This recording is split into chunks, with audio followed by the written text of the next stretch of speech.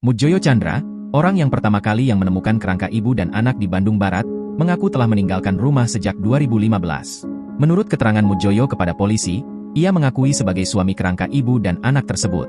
Keterangan awal memang ada hubungan dengan pemilik rumah, yang diduga suaminya, kata Kapolres Cimahi, AKBP Tri Suhartanto lewat YouTube Kompas TV, Rabu, 31 Juli 2024. Tri Suhartanto mengatakan, suami Indah ini terakhir berkomunikasi pada tahun 2018. Namun setelah itu ia tidak menjalin komunikasi lagi, hingga ditemukannya kerangka istri dan anaknya. Menurut keterangan suaminya, yang bersangkutan meninggalkan rumah sejak tahun 2015, sempat berhubungan melalui telepon pada tahun 2018, jelasnya. Semenjak tahun 2018 sampai ditemukannya kerangka ini mereka sudah tidak berkomunikasi lagi, sambungnya.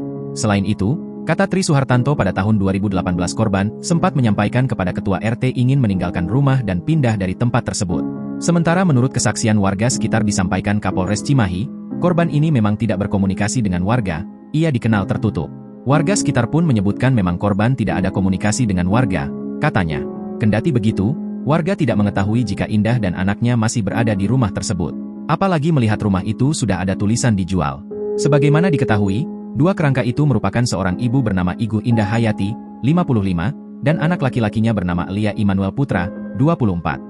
Keduanya ditemukan dalam rumah mereka di Desa Tani Mulia, Kecamatan Padalarang, Kabupaten Bandung Barat, Jawa Barat, pada Senin, 29 Juli 2024, sore. Adapun keduanya pertama kali ditemukan oleh mantan suami Indah, yang datang untuk mengambil barang di rumah tersebut. Kapolsek Padalarang, AKP Kusmawan mengatakan kerangka ibu dan anak itu ditemukan di tempat tidur saat mantan suami membuka paksa pintu rumah untuk mengambil barang. Posisi saat ditemukan, kerangka tersebut terbaring di tempat tidur, ungkap Kusmawan, dikutip dari Tribun Jabar. Sehingga, suaminya menghubungi RT dan warga untuk minta bantuan dengan menjebol. Posisinya kerangka di dua kasur yang berbeda, terangnya.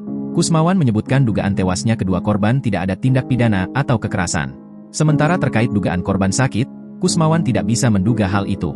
Untuk itu, ia menunggu hasil autopsi penyebab korban tewas. Kusmawan menduga, ibu dan anak tersebut diperkirakan sudah meninggal dunia sejak 6 tahun lalu. Dari keterangan sementara, pasangan suami istri tersebut sudah lama pisah rumah. Status pernikahan saksi tersebut tidak bercerai. Terakhir kali saksi berkomunikasi dengan anak saksi melalui percakapan WA yaitu pada tanggal 1 November 2018, jelasnya. Download Tribun X sekarang, menghadirkan lokal menjadi Indonesia.